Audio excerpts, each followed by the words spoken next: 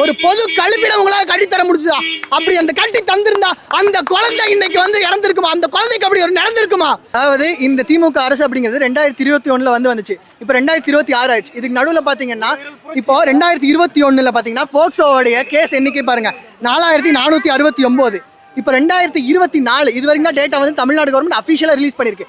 அது வரைக்கும் வந்த டேட்டா அப்படி பார்த்தீங்கன்னா 2024 கிட்டத்தட்ட 6968 போக்சோ கேஸ் மட்டும் ஃபைல் ஆயிருக்கு. இவங்க ஆட்சியில் கிட்டத்தட்ட 2021 26 வரைக்கும் மட்டுமே பார்த்தீங்கன்னா 55% போக்சோ கேசஸ் இன்க்ரீஸ் ஆயிருக்கு.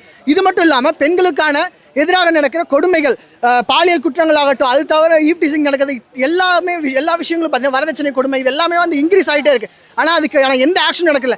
இப்போ கூட போன மாதம் பார்த்தீங்கன்னா 12வது படிக்கிற ஒரு பெண், ஒரு சின்ன குழந்தை பாவம் 12வது பரீட்சை எழுதிட்டு இருந்துச்சு. அந்த எழுதிட்டு இருக்கிற டைமில் காலையில் பார்த்தீங்கன்னா அவங்களுக்கு அவசரம் அப்படிங்கிறதுனால போய் ஒரு காட்டுப்பகுதியில் ஒதுங்கிறதுக்காக போயிருக்காங்க. அதே அந்த இடத்துக்கு போகும்போது பார்த்தீங்கன்னா 2 நாளாக போலீஸ் எந்த ஒரு ஆக்ஷனுமே எடுக்கல. போய் வந்து அவங்க அப்பா அம்மா போய் கம்ப்ளைண்ட் கொடுத்துருக்காங்க. அப்படி கம்ப்ளைண்ட் கொடுத்து பார்த்தீங்கன்னா அவங்க எந்த ஒரு ஆக்ஷனுமே எடுக்காதனால 2 நாள் கழிச்சு அந்த பொண்ணு பார்த்தீங்கன்னா சடலமாக மீட்கப்பட்டா. அதுவும் ரேப் பண்ணி வந்து அந்த பெண் வந்து மீட்கப்பட்டாங்க. அதுக்கப்புறம் என்னாச்சு, எல்லாருமே அவங்க போகிறாங்க. தூத்துக்குடி யாரோடைய தொகுதியில் இருக்குது? எம்பி யார் இருக்காங்க? டிஎம்கே தான் இருக்குது. ஆண்டுகிட்டு இருக்கிறது யார்? டிஎம்கே தான் ஆண்டுட்டு இருக்காங்க.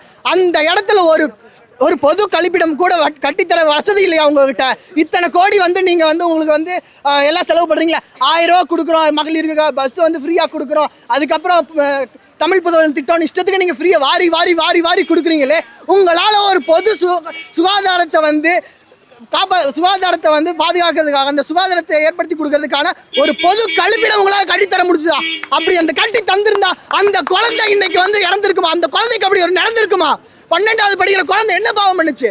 அது பாவம் தன்னுடைய கனவு என்னென்னமோ இருந்திருக்கும், தன்னுடைய வாழ்க்கையில் என்னென்ன லட்சியம் இருந்திருக்கும், அதோடைய அம்மா அப்பா என்ன லட்சியத்தில் இருந்திருப்பாங்க, 12வது முடிச்சுட்டு எங்கெங்க படிக்கணும் அப்படின்னு யோசிச்சிருப்பாங்க.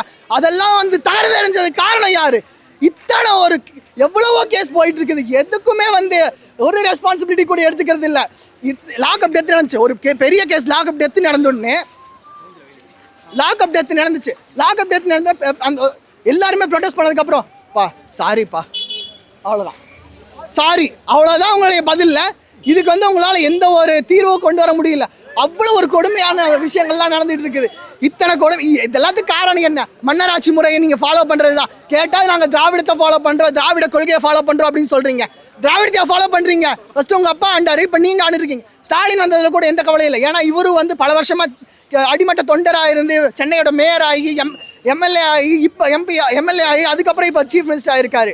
ஆனால் அடுத்து வந்து உதயநிதி நாங்கள் டைரெக்டாக வருவோம், சேப்பாக்கு ஈஸியாக ஜெயிக்கக்கூடிய தொகுதி வந்தோம், எம்எல்ஏ ஆனோம். எம்எல்ஏ ஆகி 5 வருஷம் ஃபுல் டேர்மாக கூட அவர் வந்து எம்எல்ஏ இருந்ததில்லை, நடுவிலே கொண்டு வந்து துணை முதலமைச்சர்னு கொண்டு வந்தாங்க. அத்தனை பேர் உங்களுடைய திமுக கட்சியில் அடிமட்ட தொண்டராக இருந்து பல வருஷமாக உங்களுக்காக உண்மையாக உழைச்சிக்கிட்டு இருந்தாங்களே, அவங்களுக்காக நீங்கள் என்ன பண்ணீங்க? அவங்கள கொண்டு வந்து வச்சிங்களா? இல்லையே. டைரெக்டாக சிஎம்மோட பையன் அப்படிங்கிறதுனால சப்போர்ட்டில் ஈஸியாக வந்து டெபுட்டி சிஎம் ஆகிட்டாரு நம்மளுடைய உதயநிதி. அடுத்து யார் சொல்கிறாங்க?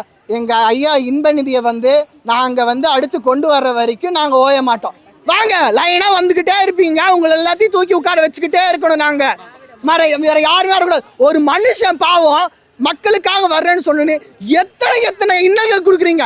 இவ்வளோ பெரிய ஆளுக்கே நீங்கள் இவ்வளோ இடையூறு பண்ணுறீங்க, இத்தனை இன்னல்கள் கொடுக்குறீங்கன்னா அப்போ சாதாரண மக்கள் எப்படிங்க முன்னாடி வரணும் அப்படின்னு நினைப்பாங்க? மக்களுக்காக எப்படி வேலை பார்க்கணும்னு நினைப்பாங்க? எப்படி வந்து இந்த அரசியல் படுத்துங்க, மக்களை அரசியல் படுத்தணுங்க. முதல்ல அரசியல் படுத்தாமல் அடிமைகளாக வச்சுக்கிட்டு இருக்கீங்க.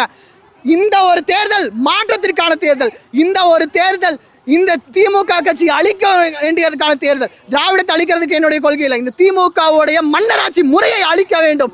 அதனால இந்த 2026 மறக்காம விசில் சின்னத்தில் நம்முடைய வெற்றி தலைவர் தளபதிக்கு வாக்களித்த அவர்களை பெரும்பாலான வாக்களித்து வெற்றி பெற செய்யுங்கள்.